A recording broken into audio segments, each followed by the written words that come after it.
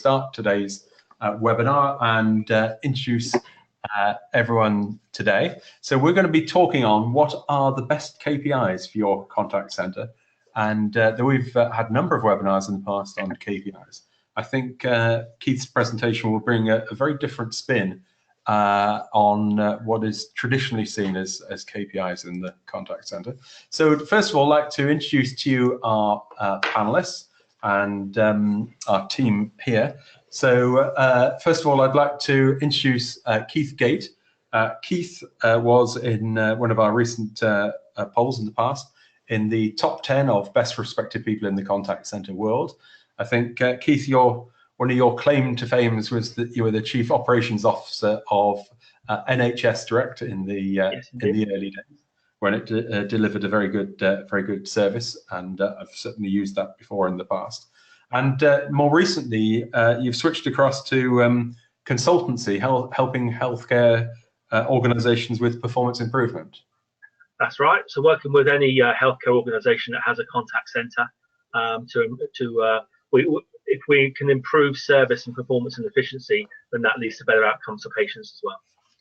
Excellent. And we've also joined for his first webinar with us, Adam Samuels from Diablicom. Unfortunately, we don't have a video feed from Adam, but you're in the offices of Diablicom, which is started off as a French organisation and has just recently expanded into the UK. Yeah, we're historically French, so a lot of the back end of our organisation, so billing, the support development side of things, are all still based in France. The UK office is sales, account management, and then some project management, and then hopefully we'll be adding some localised support quite soon as well. But Indeed. yeah. So you've had customers in the UK for a while now. We first came across you in one of our site visits to Photobox. And indeed, if anyone fancies a visit from Call Center Helper, we regularly go out and visit contact centers. So if you're interested, just drop us a line and we'll come and see you and potentially do a write-up. And also delighted to welcome who's going to be with us today in the chat room, Charlie Mitchell. Charlie is our features editor. And Charlie, you were on a site visit yesterday. Yeah, I was up in Stockport yesterday, so quite a long day, but it was great. I got to see Sky's contact center, learned a lot about the metrics they use and how they use them in 4 key areas. And that will go live on our site next week. So yeah, get to see loads of news, and I'm looking forward to hearing some tips from you all today. So we'll see Charlie again in the chat room in a few minutes.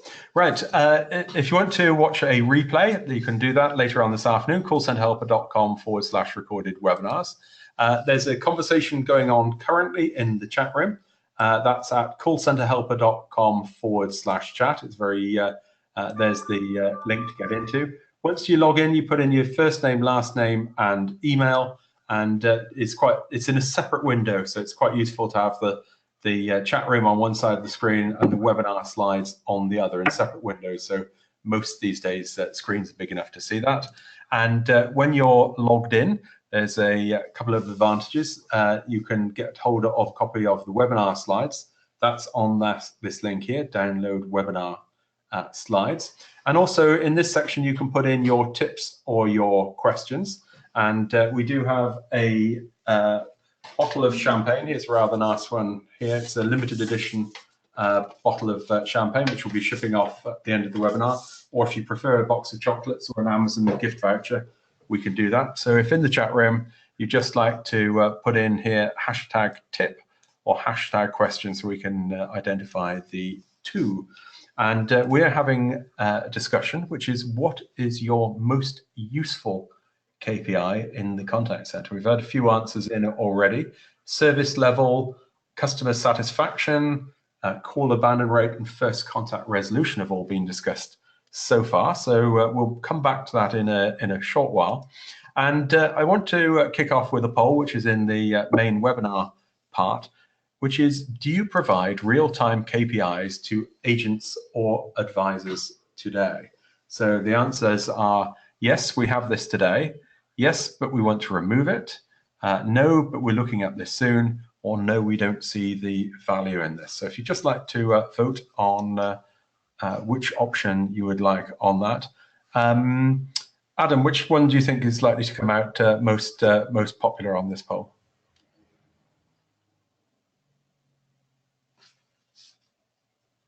Sorry, I was on mute. It's a tricky one, isn't it? I'd say yes. Yeah, I'd say yes, they had this today. Okay, well, let's have a look at what the votes are. The sample size on this is 104, and the vast majority have real-time KPIs for agents and advisors today. Be interesting to see what those are. 28% are looking at it soon, and only 6% don't see the value in that. So I think that's certainly some quite interesting reading on that. Keith, any surprises in that? I'm surprised that it's 100% for those that have either got it or are going to put it in. I'm surprised that there's no one that's saying we want to remove it or don't see the value in it. That's a good thing, but that's still quite surprising for me. It is indeed. So let's just have a quick look at some of the most useful KPIs that people have said. Stuart has said it's not one KPI, it is a combination, and that is a combination of service level agreement, percentage of calls abandoned, and first call resolution. Tiffany has said it is service level, the traditional telephone service factor. Eugene has said it's a combination of SLA, first time response, customer satisfaction, and over 60% of contact traffic on digital channels. So that's quite an interesting approach there. And Judith has said call quality and service level is interesting. So I'd say, Keith, these are quite traditional contact center metrics. Yes. Indeed. So well, I think that's probably a good time to hand across to you, Keith, and I think you'll be taking us through a slightly different perspective of both traditional and other types of metrics in terms of sharing metrics with the rest of the organization. So if I perhaps pass the baton across to you, Keith, and then if you'd like to put your slides up on the screen, and if you'd like to take us through your presentation. There we go. Okay, can you see the screen okay, John T? We can indeed. Super. So we're going to touch on very briefly why we actually have KPIs at all, why they're important, what they enable us to do. We've split them into hard KPIs, so they tend to be matters of fact. Some of the softer KPIs that we use. Back office KPIs that are often neglected but can cause us a lot of problems in the contact center. We mustn't ever neglect our planning and financial KPIs, so we're going to explore those as well. And then a slight look from the exec level, having been an exec in my last 3 organizations, but worked my way up from the bottom of the industry. Just a little bit of insight into how an exec board would look at KPIs slightly differently from what we might see on the shop floor and draw some insights from that. Then we have a poll, then a couple of example scorecards, and then time for questions, and we'll throw that over to the chat. So why do we actually have KPIs at all? Well, it's the old adage of what gets measured gets managed. It allows accountability.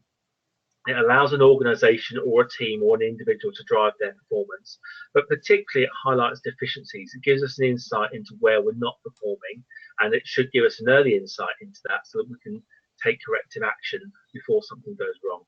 Also enables us to balance our KPIs, so we should be achieving across indicators, and that means that we're not managing one at the expense of others. Also allows us to trend performance over a period of time, so that allows us to see movement both up and down, and we can assess that against other variables that we know are at play and how they're impacting. Also enables us to assess the impact of not performing, particularly important for the managers in the room. If we don't perform against a certain KPI, what are the impact, both on individuals, on the team, and on the business as a whole? But, and this is something we'll touch on towards the end again, it's absolutely vital we don't overmanage the wrong things. So hard KPIs are typically matters of fact and they are usually internal measurements, and we will often measure these hourly or daily as a minimum. So they will be fairly traditional metrics that we've already discussed. So things like contact volumes, that can be the call volumes, emails or chats, or the shift from one channel to another. Service level, still very traditional, and abandon rates. AHT, again, has been talked about, and as an industry, we've moved away from measuring agents against AHT, but it's still absolutely critical from a planning perspective. RAP, or after call work, depending on the terminology, and utilization and occupancy is also a great KPI. You don't want that too high, equally not too low, so there's a range there. And sickness and attrition. So hard KPIs, typically factual indicators and typically measured internally. Softer KPIs, they tend to be matters of opinion or somebody's perception. So you're measuring how somebody feels about something. So that means that they're often external measures as well. Typically would be measured monthly or quarterly, although some organizations will be measuring these on a more frequent basis. So that would be things like your customer satisfaction survey, your net promoter score, your customer effort score. You might be measuring those through different channels, through outbound, through IVR, SMS. Some will still be using telephone, and you have email, and they will all be collated to draw those insights out. Much more recently, the last few years or so, you'll be able to draw insights from your social media interactions and any other instant feedback tools that you've got, and your employee engagement work and your staff survey equally important. There's some very strong evidence and lots of clear correlation between a happy, satisfied, engaged workforce and the outcomes that means for your customers. And indeed, we're going to be doing an article soon on what questions to put in your employee engagement survey. So would be very interesting if anyone has any examples of employee engagement surveys that have worked well. If you would send them in to us, that would be very fascinating to see. Super. And then we have our back office KPIs. These are often neglected. There are still some fairly hard splits between front office and back office in lots of organizations. Some are very well integrated, but by no means all. And back office KPIs can really cause demand into your contact center and a lot of dissatisfied customers.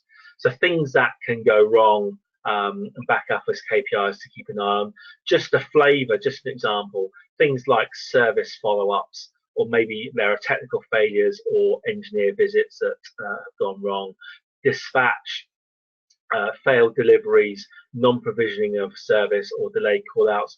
You will have your own back office KPIs particular to your business that will cause demand into your contact center. That's a question for you to ponder upon within the chat room. What back-end failures are causing demand into your contact center? So yes, if you wanted to put your answer to that into the contact center, and we can pick that up in a short while. Okay. We must never neglect our planning KPIs, and we must always stay close to our planning team. They really are very important to our organizations. So planning KPIs, they will typically look at these across a range of periods. They will normally do a baseline 13 weeks out. That will get refined down into a monthly lockdown. And then you've got intraday KPIs, which will be utilization, offline time, and hour-to-hour service levels, forecast variance, etc. So they will be looking at the capacity plan, which shows where they're over and under for any given hour slot across any given period.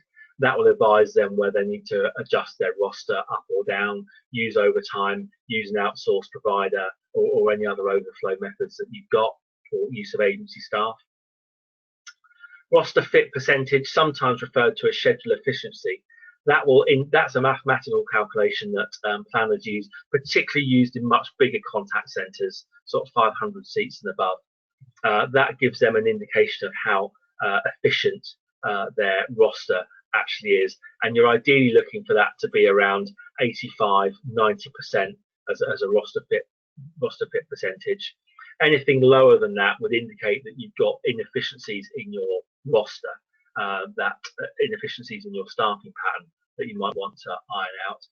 Schedule adherence, very important. Again, no point having a great roster fit and a great capacity plan and great forecast accuracy if the staff in the contact centre don't adhere to that roster. So you're typically looking for schedule adherence to be around 90 to 95%. Forecast variance, a backward-looking KPI, can be done daily and hourly, but there's also typically done monthly as well. So it's a backward exercise that the planning team would typically do to identify how accurate their forecast actually was. You're ideally looking for that to be plus or minus 10%. If you're very, very good, you might have that down to plus or minus 2.5%. If it's more than 10%, then you really need to dig into what's causing that particular spike in calls or drop in calls if you're low, and that informs learning moving forward. An offline time percentage, again, within the capacity plan, your planning team will have allowed a certain percentage of time for training, one-to-ones, etc. As a lot of you will know, if it's a busy day, that will sometimes get pulled. So again, the offline time percentage, actual against plan, will indicate how well the day has gone. So again, a question for you all is, how well do you engage with and understand the work of your planning team, or do you see them as a team sat down in a darkened room that you don't really have much to do with? So that's something for you all to ponder on. And Keith, on your previous question about disconnects or back-end failures causing demand into the contact center, what has caused that? Ken has said lack of communication. Jamie has said it's sort of disconnects between, very much back office between installers, address serviceability, and also the provisioning teams within the systems has caused a disconnect. Yeah, would completely support that. Okay. And also financial KPIs. Finance is going to be very important to your business, whatever organization you're working in, but how it's important will vary. So whether you're a public sector organization, a PLC, or a lot of you may be in private equity-backed businesses or small and medium enterprises, financial KPIs are going to be important. And what we do in the contact center has a big impact on that. So it's important we understand. So sales, cash flow, that's going to be important. Contact volumes, profitability, surplus and deficit. Really what the finance people are looking for there is variance to plan. So they will have done their profitability plans 12 months out, and they'll be monitoring that at least on a monthly basis to see how we vary against that. And that does impact us in the contact center. It might impact on how many staff you have, for example. Return on capital employed. I worked at a travel organization 12-18 months ago that were owned by a private equity company that had an appalling net promoter score, appalling customer satisfaction, backlogs in compensation and refunds, didn't bat an eyelid. All they were interested in was return on capital, the value of the organization. So again, the type of organization that you're working in will impact how much pressure you get from certain financial KPIs. Compensation levels and goodwills is a good one. So again, the same travel organisation I worked at was a £40 million organisation. We were giving away £750,000 of compensation per year. So that indicates there's quite a lot going on. That also drives demand into the contact centre. So the amount of goodwill that you're having to give away to manage customers and keep customers satisfied is a good indicator of what's going on in the business. And churn, customer churn will be important, particularly if you're in utilities or telecoms or any other high volume business. Churn will be one that's looked at quite tightly, and also average revenue per customer or average revenue per visit or average basket size. That kind of thing will also be something that your finance team will want to keep a close eye on. So again, another question for you to think about is how well do you engage with your finance team and how well do you understand their drivers.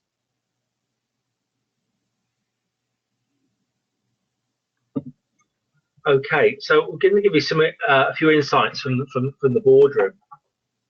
The execs that you've got in your business, they're not just employees. They're actually appointed either by the shareholders or by the trustees of the organisation. And they have a statutory duty to safeguard the organisation, protect its reputation, protect its finances. And in private companies, they also have an obligation to drive growth and deliver shareholder value. So that does affect their behaviour. So they will have a much wider view of the direction of the organisation, what the priorities are, what the challenges are, and where they see the future going and what the headwinds are. And quite often they will not be shared. That isn't always consciously. Sometimes it's consciously. Sometimes there'll be commercial opportunity, commercial confidentialities, but they are just exceptionally busy people, and that will not always be shared. And if it is shared, often it will be nuance. You've got to read between the lines. So what we're saying is, what's important to you in your day-to-day within your teams may not be important to them. They may not even understand it. So sometimes your exec may not even have experience in your particular functional area. So Jonty mentioned I was Chief Operating Officer at NHS Direct. I joined that organisation in 2011 when it had been running for 12 years. I was the first COO they'd actually had that ever run a call centre. They'd been run by civil servants for 12 years. So things that you would expect to see, page 1, chapter 1 of how you run a call centre, were not in place. So there's a big education job to do for the rest of the board. But they will have a clear understanding, the clearest understanding of anybody in the organisation of the impact of non-performance on KPIs as a whole. That can often feel like top-down management, and we understand that, but they are the ones that are accountable. They are the ones that have to sit in front of the board each month and explain why a number is amber or red, or why we're off plan. But no one wants to disconnect, so engagement is key. That is about the teams in the contact centre engaging with their exec and understanding their opportunities and their challenges, but also the onus is on the exec to get out of the office, spend time on the floor, and be engaged with the people. So Jonty, shall I hand over to you for the poll? Yes, indeed. So I've got a poll question. I think it tests what Keith was just saying, which is, how well are your KPIs aligned with your board's objectives? Is it poorly? Is it quite well aligned? Is it well? Is it very well aligned? Or are you actually not certain if your KPIs are aligned with your board's objectives? So if you'd just like to vote on that. Keith, do you think there's going to be a strong fit there? I think I would be expecting to see quite a spread, actually, quite an even spread would be my sense. But it will be very interesting to see. Let's have a look here. Sample size of 108. The most common one is there's a reasonably well, I would say, 26%, 23% very well, 20% rather alarmingly don't know, 23% quite well, and 9% poorly. So I think if you added the well and very well to that, that doesn't quite make up half of the audience. Exactly. So that's very enlightening. So I think there's certainly a key takeaway from this, that if you're not well or very well aligned with your board's objectives, then probably now is the time to start to think about, have you got the right measures in place? Keith, back to you. And what I'd also say there is, I don't know if you can flip back to the results. I can certainly do that. Hopefully you can see that. I can't see that, but I'm sure everyone else can see that. I can. I think what was also interesting is that you've got nearly 1 in 3 people saying that their alignment is either poor or they don't know, and that would certainly be a key takeaway for this. Indeed. So let's change across to Keith. Can you put your slides up, or do I need to take it back here to? Well, we go straight on to the second poll, Dante. Okay, well, the next poll, which is very much tied into that, is does your board understand your KPIs? Now, this is slightly different, Keith, from the previous question. Yes, so it's a perception of how well you feel your board or your particular exec understand what goes on in your contact center on a daily, monthly basis. How well do they understand that? So yeah, so does your board understand your KPIs? So if you'd like to vote on that, I think we've got most of the votes in, and let's just share the results up on the screen. So Keith, 50% say yes, which is good. 26% say no, and 24% don't know. So that I guess is similar to the previous question. But yeah, if only 50% actually say yes, I'd say that is highly alarming. I would agree with that, but I'm not surprised. That does not surprise me that across our organisations that we've got on the call today, that around half of our people feel that the board don't understand what goes on in their operation. That's alarming, but not surprising to me. Indeed. So again, I think there's a key takeoff from this of maybe aligning your KPIs with your board, and also bringing your board into your organization, so you can explain to them, what KPIs you use, and maybe adjust things as a result. So yeah, so some quite fascinating results there. Keith, if you'd like to put up your concluding thoughts. Okay. So final couple of slides for us. Here's an example of a balance scorecard, and you can knock these up in Excel. You can download them, and the key thing is to split it into 4 sections that are equally weighted. You can play around. You can have hard metrics. You can have your back office. You can have behaviours. You can have quality. You can have people indicators. You can adapt the measures to what is important to your organisation. But the key point here is it gives you a visual representation. Balance scorecards are used extensively at board level as well. So you're not managing one item, one KPI at the expense of another. That's really, really important, and also so you don't focus too much on one KPI and leave everything else to go red. So that keeps you honest, keeps everything in balance. And if you want to see some of that scorecard in more detail, I know the text is quite small. It is available in Keith's slides, which is available in our chat room, callcenterhelper.com/. So you can download it. I also have that as an Excel version if anyone wants that they can use as a template. That's absolutely fine. Thank you. And we also have a daily scorecard. So this is actually taken from NHS Direct. This is what we looked at every day and shared across the organisation, shared with our commissioners. So we've got forecast variance at the top. So you can see for the week we were at 1.2% forecast accuracy, which we were very, very proud of.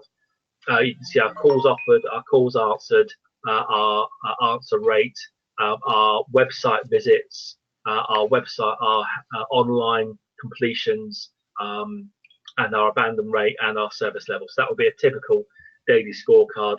Again, many of you will have variations of this within your call centre. Hopefully you're all using something similar. Then final question or thoughts for you to ponder, again, within the chat box. What do you feel you over managing your contact centre? And also, if you could draw out, is that you over managing it and you feel you don't, or is it maybe your board or your exec over managing one that you feel is not quite so important?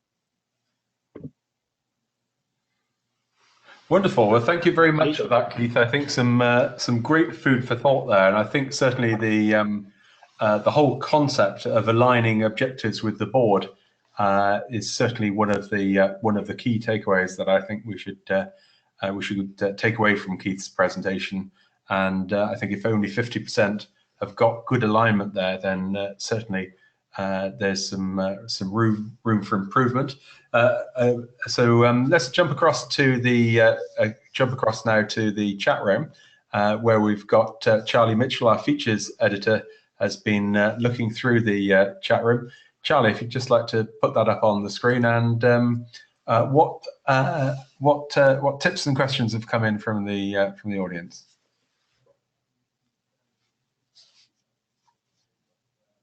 I think we might have Charlie on mute there. Yeah, are we back? Indeed. Great. Yeah, thanks for that, Keith. It was a really good presentation. It's got the chat room absolutely buzzing. So we'll move on to those tips straight away. The first tip that's come in is from Judith, who says, communication is key. Whichever KPIs work best for your organization, you need to make sure that each level in the contact center really knows and understands their own and other KPIs to drive performance. Do you agree with that, Keith? Absolutely agree with that. That's about understanding, as we touched on, what planning team are doing, what finance team are doing, what the back offices are doing. You've got to understand their challenges, but also the onus is on us to communicate with those areas, how that impacts on us, because they want to improve as well. Excellent. And also a balanced scorecard can be a really good way of measuring those KPIs, so you can see what's going on across the organisation. Excellent. We've got another opinion in from Paul now, who says, we are inviting board members to come and spend time with us in order to understand more / better. Is Adam on the line, and can we ask him if he shares that opinion? Yeah. So can you hear me okay? Yeah, everything's good. Yeah, communication is obviously key between the board and the contact center. And yeah, getting members of the board to maybe sit in the contact center for a day is valuable. I know it's something that I've really found benefit for me with my customers, actually going down to their office, sitting there with them, listening to them triage calls, watching them answer customer requests and interact with the software and their customers, and it really gives me a deeper understanding. So I think it'd be great for board members to also do the same. Dante, can I come in at this point? Indeed. Yeah, go for it. So when I ran NHS Direct, we had 31 call centres across the organisation, all over the country.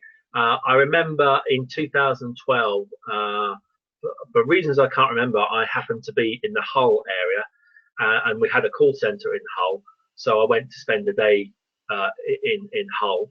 That organisation started in 1999. I visited in April 2012, and they told me that was the first time they'd ever met an exec. Wow. It's not common. Yes, definitely surprising that. We've got another question in now from Tiffany, who says, how do you survive in a contact center that has neither call monitoring or call coding? What are your thoughts on that, Keith? It probably depends on what type of call center you are, whether it's a sales or a service call center. And I assume from the question that it's an inbound one. You can draw some proxy measures. So again, service level and abandon rate are going to be important, because if they're off, then that's going to indicate that you've got a problem either with your call quality or your outcomes. So you can use some proxy measures. Excellent. And another opinion in now from Stuart, who says, our contact center manager is adamant that we measure AHT, which is average handling time. Really don't believe we should have to do this as a KPI, just as an indicator. Do you agree with that, Adam?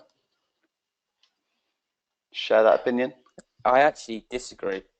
Yeah, I hate to be controversial. Yeah, I think that average handling time is a very important variable across a contact center. And I believe that it is one that the management team and both the supervisors of the call center would be interested in. And it's a way to benchmark agents against agents as well.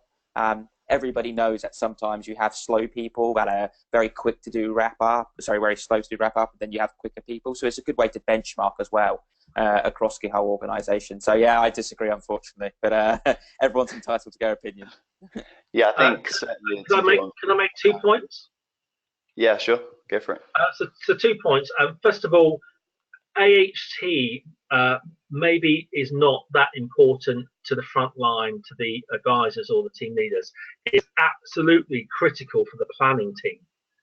Their entire capacity plan will be built on an AHT. And if that AHT is out by 30 seconds, that can impact your abandon rate, your service level, and a whole load of other things. So AHT really important from a planning perspective, not so important for the front line. But for the front line, if you do have to measure AHT, then really look at a range of AHT, because in most environments, a very low AHT is actually just as dangerous as a very high AHT, because it'll indicate that things are being rushed or maybe not followed through, and that might be causing service failures further down the train. So have a range of AHT. Yeah, so it's kind of to avoid using it as an advisor target, maybe. Yes. But definitely in other areas. Also, another opinion in from Stuart, once again. It says, adherence is a good one. AHT, in my opinion, should be there, but not nailed to an agent as a target. They have to achieve just a guideline. I would completely support that. I think that goes through the thread. Again, an example of when I got to NHS Direct, they had a very high AHT of about 12 minutes. And they were managing, we were managing 2,000 nurses on their AHT. And really, I did a deal with the nurses. And, my point was, who am I? I'm a humble call center manager. Who am I to tell a nurse that she can or can't spend any more time with the patient? They know what's right for the patient. They know how much time they need to spend with them. But in return for that, I wanted schedule adherence very, very high. So we were able to move schedule adherence from 55% into the mid 80s, and that was a great trade-off. And in return for that, we let them have a bit of a freer rein on AHT. Oh, 12 minutes, certainly the highest I've ever heard of.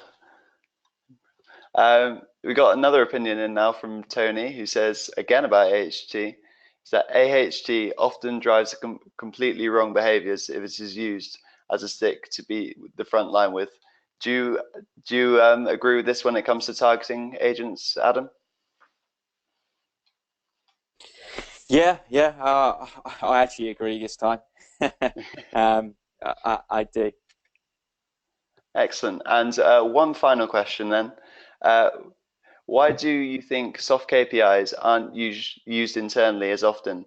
Even employee engagement / customer satisfaction seems to feature a fair way down the list of metrics that companies use. Any thoughts on that then, Keith? I think the reason for that is, they take a long time to do an employee satisfaction. Even the NHS, the third biggest employer in the world, only does its staff survey once a year.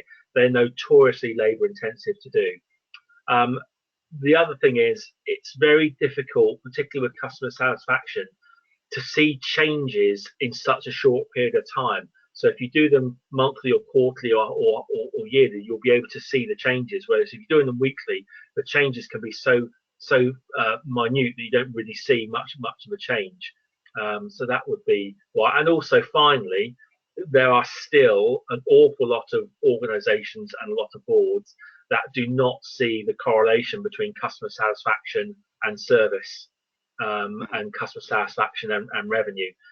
It's often still seen as something touchy-feely and not really relevant to the importance of the business, which we know is not wrong. We know is not true, but we have a big education piece to do there. Indeed. Excellent. That's it from the chat room. I'll pass back over to you, Jonty. Okay, thank you very much for that, Charlie. We'll be coming back to the chat room a little later on.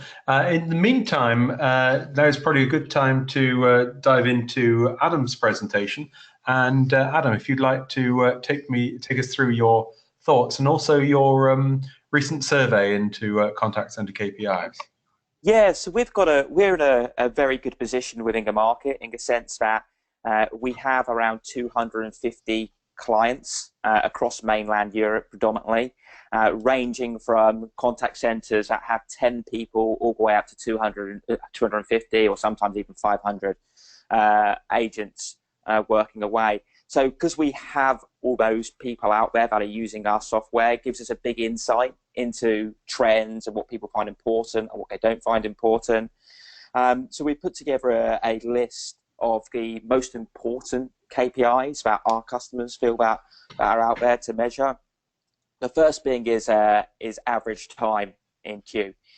So we found that it was very important, both from a management level and from an actual operation level on the desk, the agents day to day, to have insight into the average time that callers were spending in queue.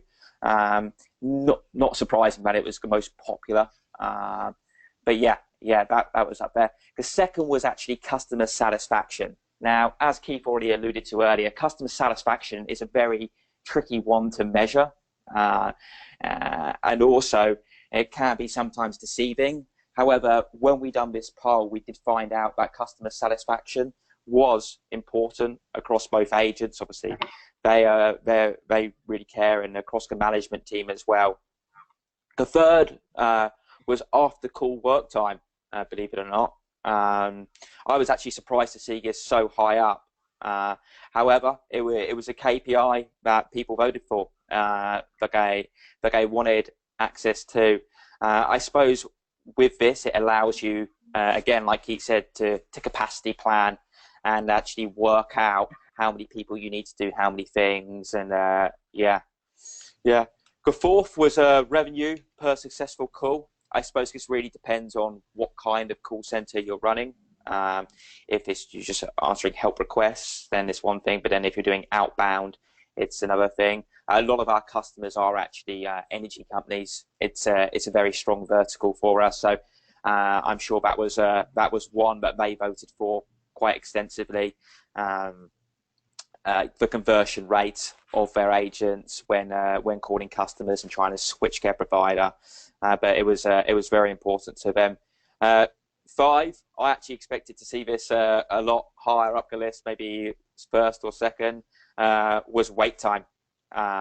So the amount of time that people are waiting in queue, I think that's pivotal in terms of customer experience. I'm surprised that wasn't number 1, but yeah, you can't argue with the poll and the customers' opinions.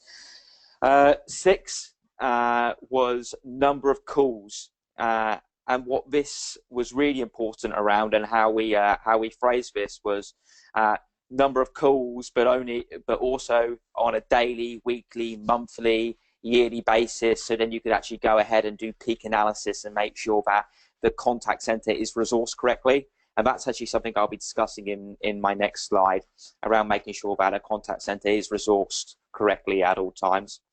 And the 7th one was average handling time. It obviously just came up in a survey. Someone actually didn't even want that as a KPI. They just wanted to go as an indicator. And then the 8th was actually agent turnover. But what we mean by that is agents leaving your organization because they're dissatisfied. I suppose if you're doing trend analysis to see if your agents are staying with you 6 months or staying with your organization 3 years, you can really get a sense of your organization, the culture, whether people are happy, and whether you're doing the right things. So it's quite interesting that list there, Adam. And yeah. Keith, I don't know how you feel that list ties against what a board would understand. Certainly, I think sort of after call work time would be not high up the list of a board's objective. Not something that they would understand or really have much time for. I think agent turnover is an interesting one. Well, I ran a big call center for O2 many years ago, and the attrition rate was 130% over the course of a year. Wow. It was quite staggering. But what we were able to identify when I got there was 3/4 of that attrition was actually happening in the first 3 to 6 months.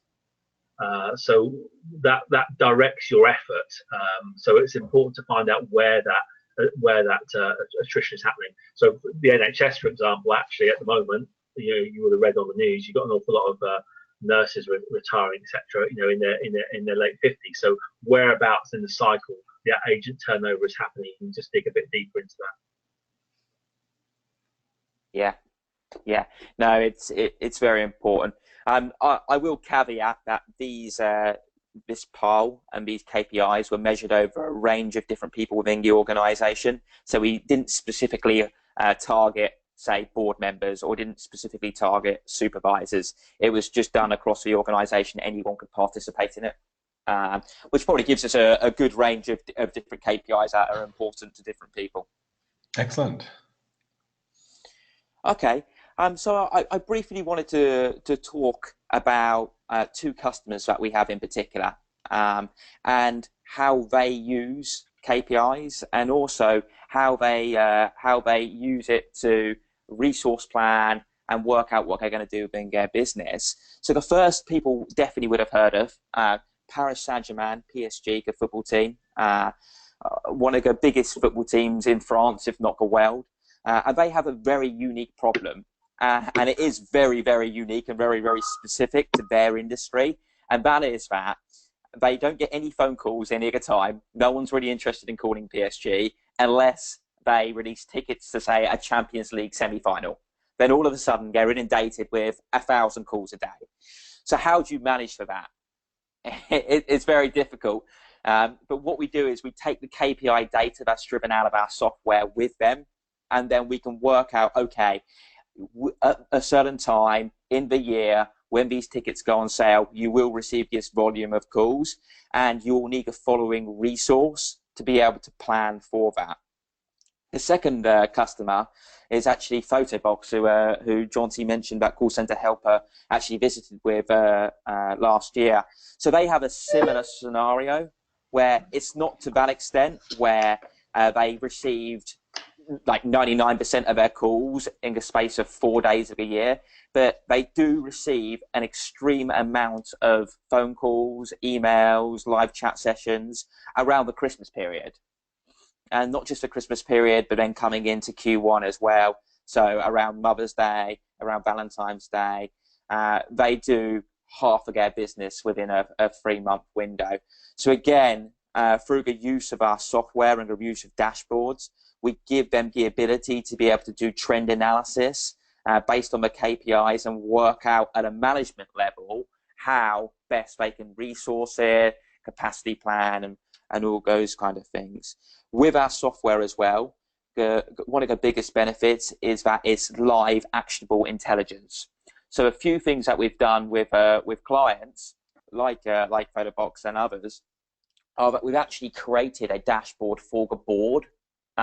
So the service desk or the customer experience team will always have dashboards, and that's quite commonplace within our industry. They'll always have dashboards, they'll always have war boards.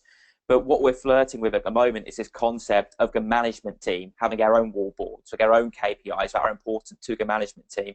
We saw in that survey earlier that 50% of people out there don't think that the board's expectations align to what they're doing on the customer services side of things. So by this, we're giving the board instant access to the information they want to see in real time, which is obviously really, really cool. And if anyone wants to see the software and see some of the things that we've done, both at board level to make sure that they're receiving the correct data from their teams, or actually at the level of the agent level, be more than willing to set up a session and show you that.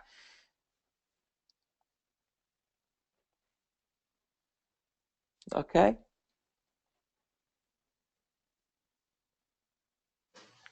Indeed, and certainly the in the post-webinar survey, if you'd like to see a demonstration of those dashboards and the management dashboards, if you leave your details in the post-webinar survey, we can put that through. So thank you very much.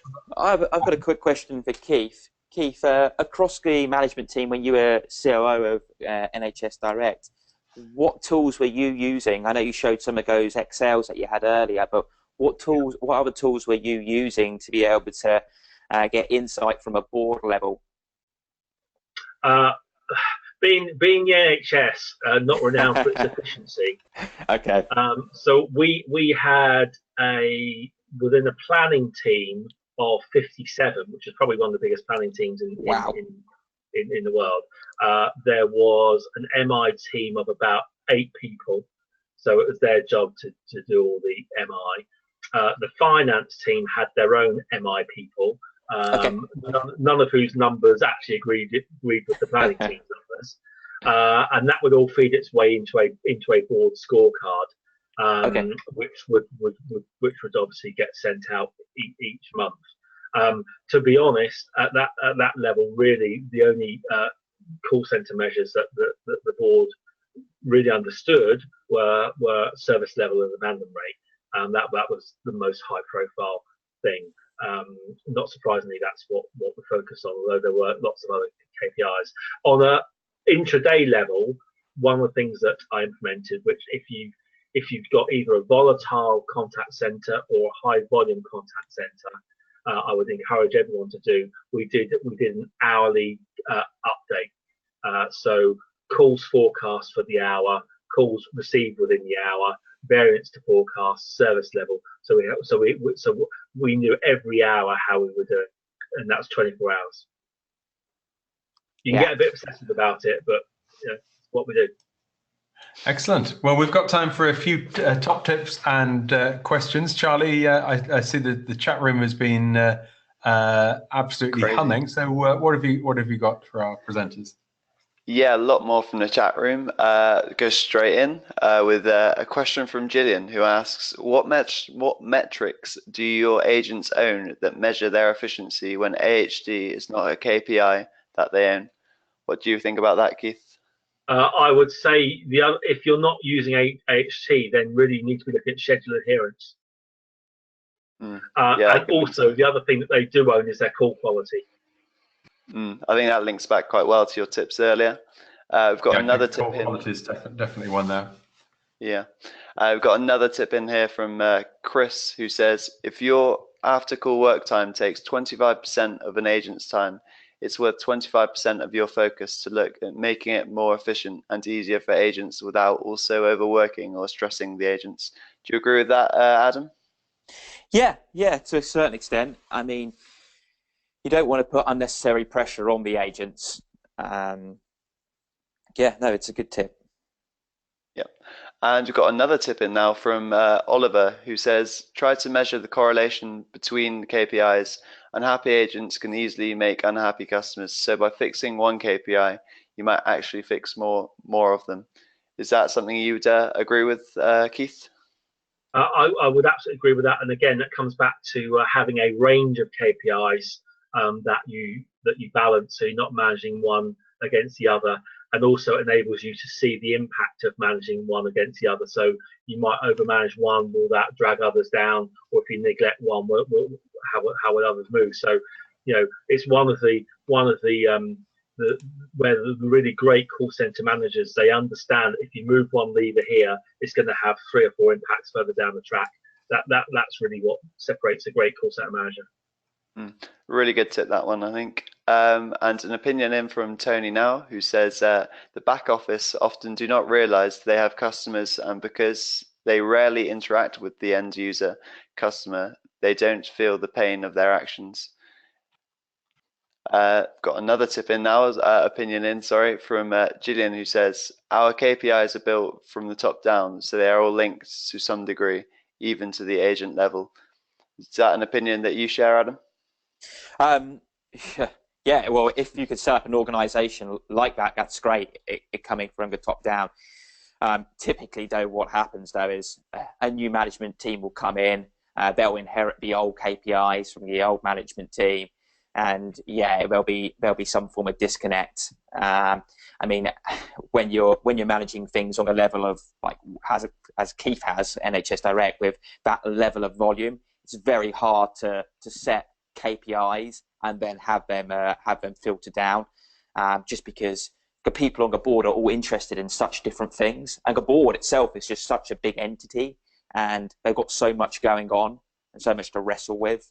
To have them go out and set KPIs for the contact center and then to have them filter down to the rest of the organization is a challenge. And certainly a lot of KPIs are, as indeed Adam said, a set historically. The classic one is service level. 80% of calls answered in 20 seconds.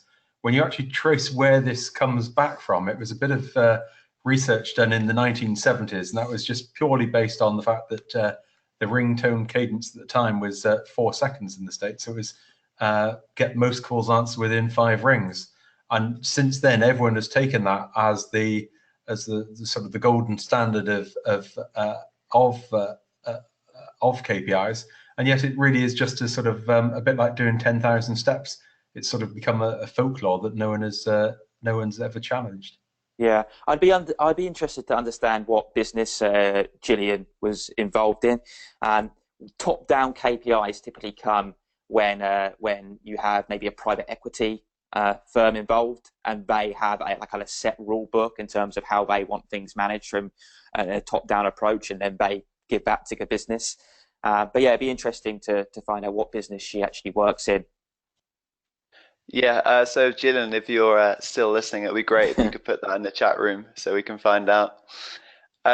We've got a question in now from Chris, who says, do you feel that any type of KPIs should be focused on to a greater degree than others, i.e. planning versus soft versus hard versus back office? What do you think about that then, Keith?